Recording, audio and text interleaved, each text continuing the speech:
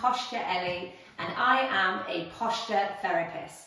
So I help my clients of all ages learn to get rid of their aches and pains wherever they present by teaching them how to move better. Today, I'm talking you through a product called Prone Cushion, which I've been kindly sent. And I wanted to let you know a little bit more about how I've been using my Prone Cushion at home before we start moving on to do some exercises using the Prone Cushion. So what the Prone Cushion is all about is about teaching and encouraging people to spend more time lay on their belly in a prone position like this. La la la la. So when we are children, we spend loads of time on our tummies learning to develop our muscles, and it's where we get a lot of our kind of intrinsic core strength and spinal mobility from. As we get older, we spend more and more time sat in chairs, hunching forwards, and we lose the capacity to stretch our body into extension. So I think proning is a really, really productive position for most people to spend more time in because it's stretching you out in the opposite position to being in a chair. So I've been using my Prone Cushion at home, laying on my belly like this on the floor, and I've had my laptop out in front of me and I've been typing emails and working and things like that. I've also just spent time in the evenings laying like this because it feels really nice on my back. I like the way it stretches out my hips and stuff. But I've also been using it in the evenings to help me watch TV a little bit in this type of position, which also feels really good. So this isn't prone, this is supine, but this is still a really comfy position to be in. And it helps kind of support your rib cage so that you don't have too much arching in the lower back. And it kind of angles you upwards so that you can watch TV quite well, which is probably not what you're supposed to do with it, but I just find it works quite well for my evening routine, and I really enjoyed using it. So what I also did on top of using it, you know, in the evenings and stuff at home, is I had a little think and a little play around, and I realised that we can use this slope productively to do some of our posture exercises on, and that's what I'm going to walk you through next. A shortish routine, a few different ideas of how we can use a surface like this to help us get more out of our posture exercises. Obviously, I'm demonstrating this today with my Prone Cushion. You can have a look at the Prone Cushion website. I'll put a link down below, and I've also got an affiliate code for $20 off if you're interested. But you also don't need a Prone Cushion to take part in this video if you want to do it. So try and get yourself set up with a few cushions or a yoga bolster or something like this in this type of slope. Obviously, if you had something like this, it'll make it easier, but there's a way of you working around that, I am sure. So let's get started. What we're going to do initially is we're going to start in a supine position, and then we're going to flip over into a prone position afterwards. So I just want you to bring your body backwards against your Prone Cushion. You're going to keep your knees bent, so you're going to keep your feet flat to the floor. And I want you to untuck your head so that the back of your neck is long.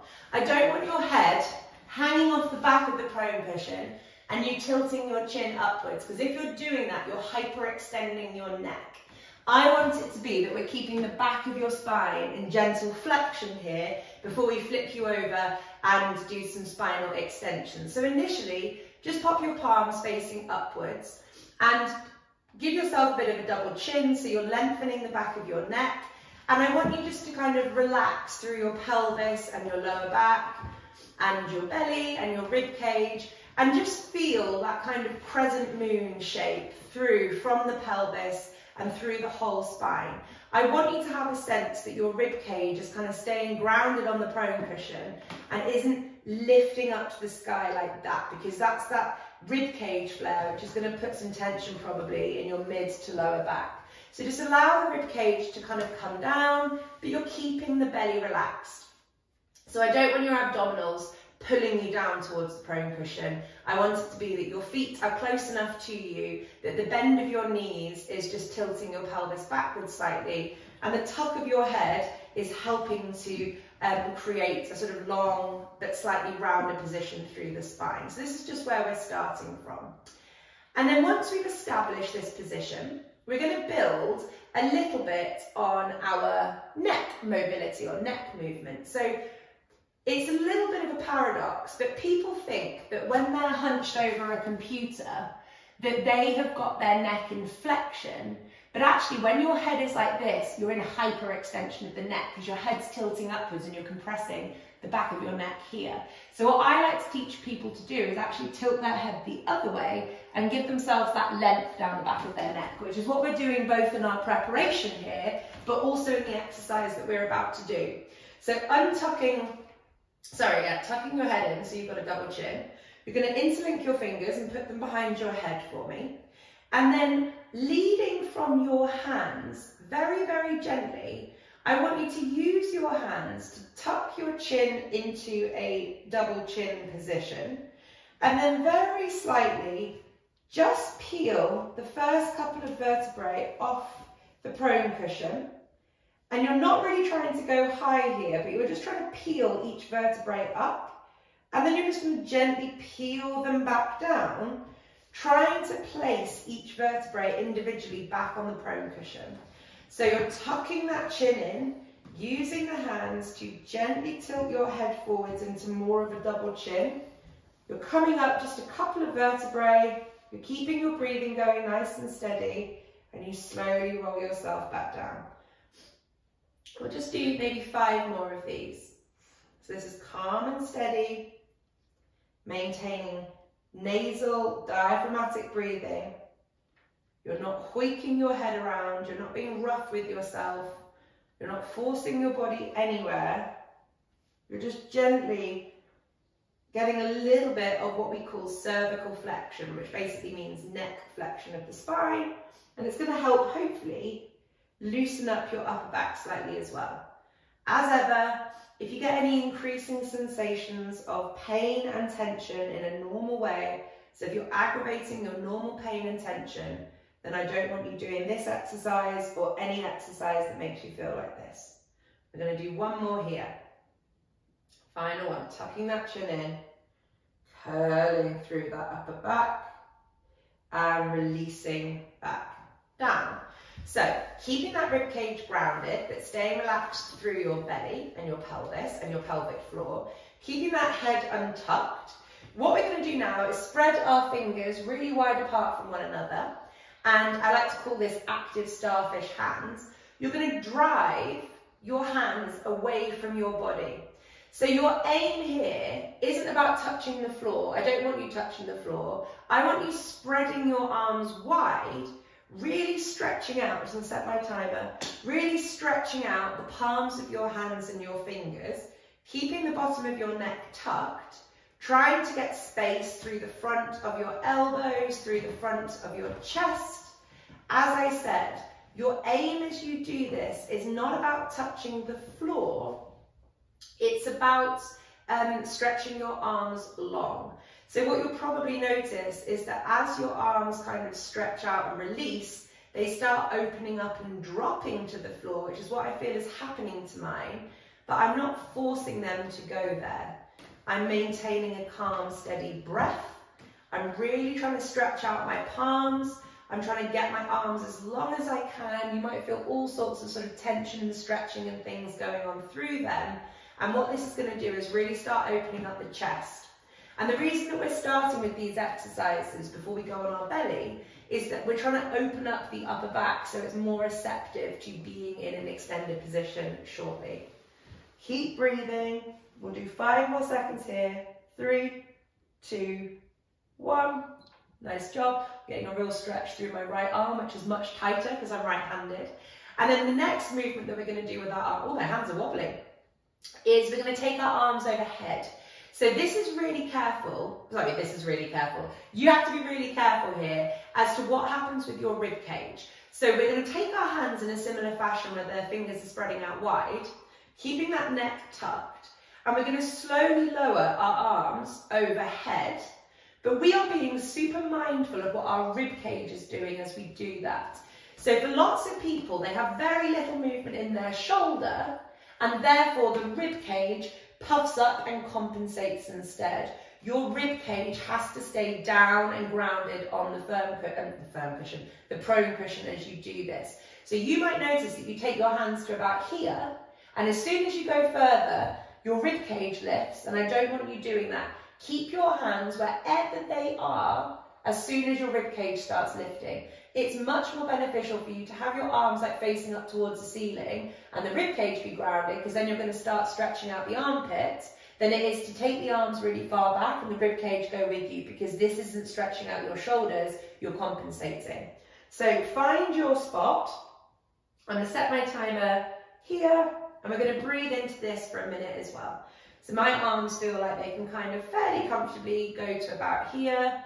In my right hand side, which is my like tighter side, I can feel that it's stretching out the sides of my ribs, which is really nice.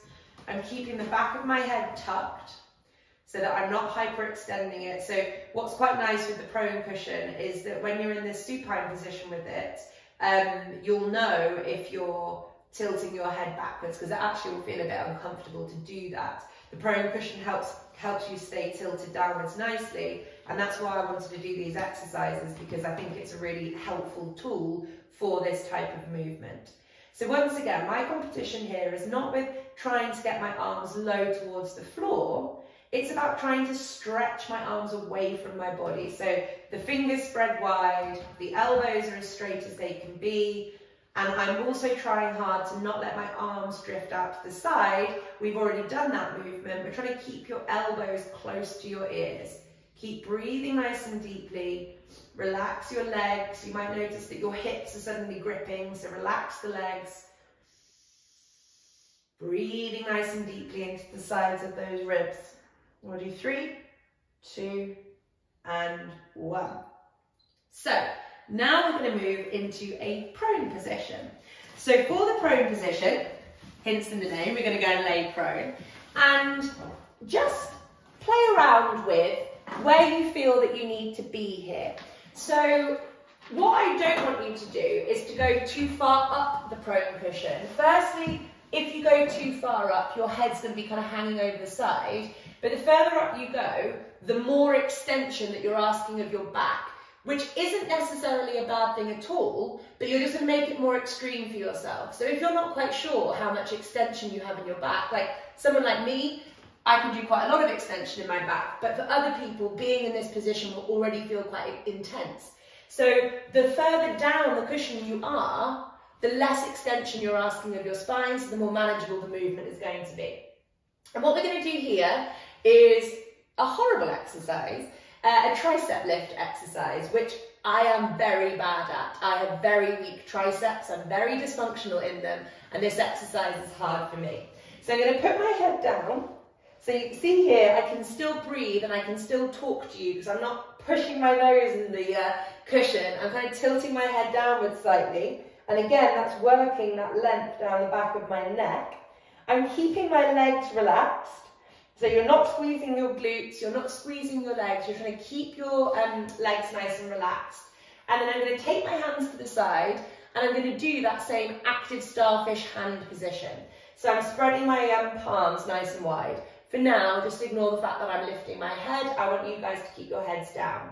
Then I'm going to roll my shoulders so that they are behind me, which is where the hard work kicks in.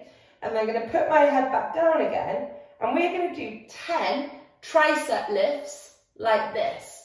So we're going to try and create the movement from the tricep, the upper arm, and from the shoulder. I don't want you doing like this with your hands. The elbow has to stay straight, and that's going to encourage us to get these muscles here waking up.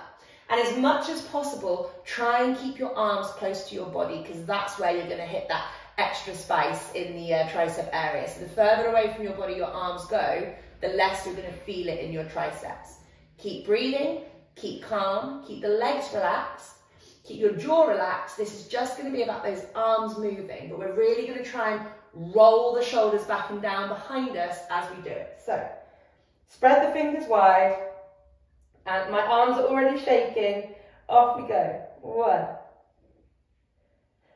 2, I'm trying to keep my arms close to my body. 3, oh my God, they're on fire. 4, 5, 6, 7, 8, 9, 10, let's hold, stretch the fingers, stretch the elbows, really go for glory, relax the head, and release. So if you found that exercise hard, one of the places that you may have felt it is in your neck. So if you don't move very well through your shoulders, or if you have less movement at your shoulders than me, because I don't move very well through my shoulders, you might find that you grip your teeth and tense your head to take over. So if that was the case, next time you do it, try and reduce the amount you're trying to lift your arms up and just really play around in that lower range of movement, because it's more important that you don't compensate with your neck or don't compensate with your lower back. We want to try and get the shoulders burning, and that's not going to happen if you're gritting your teeth and sticking your head forward. One more exercise and then we'll finish. We're going to do back extensions. So this time we're going to put our hands behind our head, interlink the hands like we did previously, and use your breath here to help you. So you're definitely not holding your breath as you do this movement. You're going to take an inhale, and then on the exhale, you're going to gently peel your body up. You're going to hold, and you're going to release. So this exercise is hard. This is working the muscles that is keeping you in an opposite position to a chair, so many people are very weak in them. I want your legs to stay relaxed. So when we do that movement, if we're weak in our mid-back, what you'll find is that you're going to grip with your feet and grip with your glutes and do all sorts of stuff in the lower body. Try and keep your lower body relaxed. We want your spinal erectors, the muscles that run like ropes on either side of your spine here, to be lifting you up. Doesn't matter how far you come, it's about looking after yourself and not hurting yourself in the process. So if this doesn't work for you, it doesn't work for you, you can just stay in this nice prone position and just relax, because it's still beneficial, as I said at the beginning, to be in this spinal extension, because it's the opposite of what we're doing most of the time, which is being in a chair. We're going to do 5 of these. Make sure you breathe. It's not about how high you go, it's about the right things working. So hands behind head. We're still keeping kind of some length at the back of the neck so that we're not crooking the neck backwards like that. Just keep the neck out of the equation, so we're focusing more on the mid and the upper back. Bring your elbows back behind you as well, so we're not letting them come too far forwards. And off we go. Relax your legs. Lift. 1, 2, 3. Down. Lift. 1, 2, 3. Down. 1, 2, 3. Down. You've got 2 more. Keep your legs relaxed. 1, 2, 3. Down. 1, 2, 3. And down. And now you can just collapse on a heap. And if you want to, as I said just now, spend a few minutes just recovering from that difficult exercise and relaxing in a prone position, because it really is a productive position to be in. And if this has got you interested in buying your own prone cushion, please have a look at my affiliate code and I'll link you to the website below, and it might be something that you want to invest in. I'll see you soon, and I hope you enjoyed.